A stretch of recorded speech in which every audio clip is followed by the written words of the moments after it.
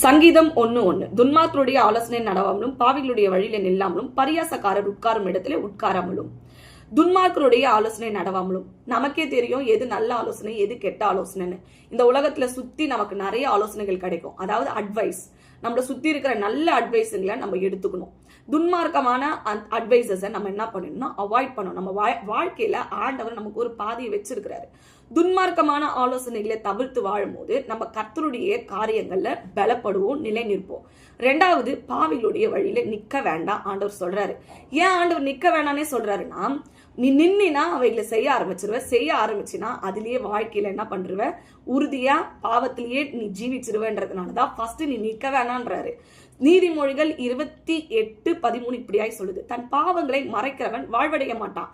அதாவது வாழ்க்கையில நிம்மதியா வாழ முடியாது, சந்தோஷமா இருக்க முடியாது. பாவம் செய்யறவன் எப்பயுமே பயந்து பயந்து வாழ வேண்டியது இருக்கும். அதனாலதான் ஆண்டவர் சொல்றாரு, தன் பாவங்களை மறைக்கிறவன் வாழ்வடைய மாட்டான். அவன் எல்லாத்துக்கும் பயப்பட வேண்டியது இருக்கும். அவைகளை அறிக்கை செய்து விட்டு விடுகிறவனும் இரக்கம் பெறுவான். இரக்கம் மட்டும் இல்லைங்க, அவனுக்கு கிருபையும் கிடைக்குது. அப்போ கிருபை இரக்கம் உங்களுக்கு வேணும்னா நீங்க என்ன பண்ணக்கூடாது, பாவிகளுடைய வழியில நிக்க கூடாது. உங்களை சுத்தி நிறைய பேர் இருப்பாங்க. அதுல நல்லவங்க யாரு கெட்டவங்க யாரு உங்களுக்கு தெரியும். கர்த்தர் உங்களுக்கு காட்டுவாரு, யாரோடு கூட நீங்க நடக்கணும்ன்றத தெளிவுபடுத்தி காட்டுவாரு.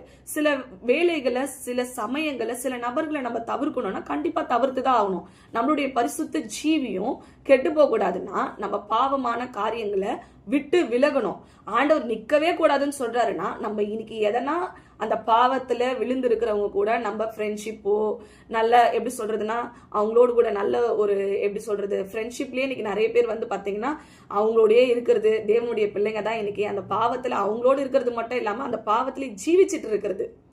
இன்னைக்கு ஆண்டவர் உங்களை பார்த்து சொல்றது என்னன்னா, நிக்க வேணான்னு சொல்லிட்டேன் நானு, ஆனா நீ என்ன பண்ணிட்ட, நின்னுட்ட, அந்த பாவத்தோடு கூட என்ன பண்ணிட்ட, வாழ்ந்துட்ட, பழகிட்ட எல்லாமே. ஆனா இன்னைக்கு அதெல்லாம் விட்டு வெளியே வாங்க, பாவிகளுடைய வழியில நிக்க வேண்டாம்.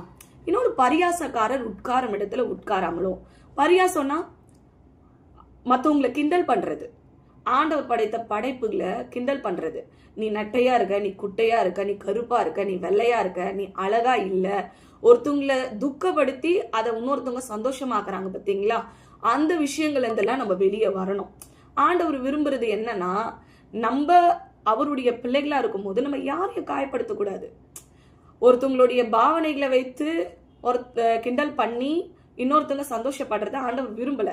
சோ இன்னைக்கு இந்த வார்த்தைகளை கேட்கிற நீங்க துன்மார்க்கருடைய ஆலோசனைய நடக்க வேண்டாம், பாவங்களுடைய வழியில நிக்க வேண்டாம், பரியாசக்காரர் உட்காரும் இடத்துல உட்கார வேண்டாம். மே God will bless you.